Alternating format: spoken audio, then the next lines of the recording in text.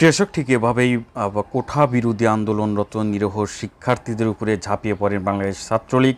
এ সময় তাদের হাতে ছিল রড, লাঠি, দেশীয় অস্ত্রশস্ত্র, মাথায় পড়েছিল হেলমেট। বাংলাদেশের বিভিন্ন বিশ্ববিদ্যালয়ে কিন্তু আপনারা জানেন যে বেশ কিছুদিন হলোই কোঠা বিরোধী আন্দোলন নিয়ে কিন্তু সমাবেশ করছে বাংলাদেশের বিভিন্ন বিশ্ববিদ্যালয়ের শিক্ষার্থীরা।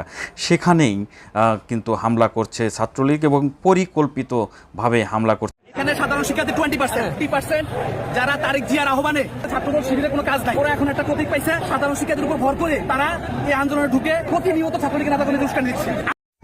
কোঠা বিরোধী আন্দোলনরত শিক্ষার্থীদের উপরে নির্মম এই হামলা করার পরেও ছাত্রলীগের বিভিন্ন উচ্চপদস্থ যারা পদে রয়েছে তারা কিন্তু এভাবেই অস্বীকার করছে এবং তারাই কিন্তু বলছে যে এটা পুরোটাই মিথ্যা এবং গুজব।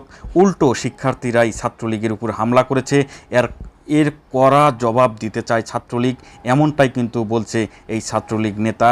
এবং তিনি আরও বলেছেন যে ছাত্রলীগ যদি মাঠে নামে তাহলে 5 মিনিটও কোনো শিক্ষার্থী মাঠে থাকতে পারবে না, এভাবেই হুমকি দিচ্ছেন ছাত্রলীগের এই নেতা।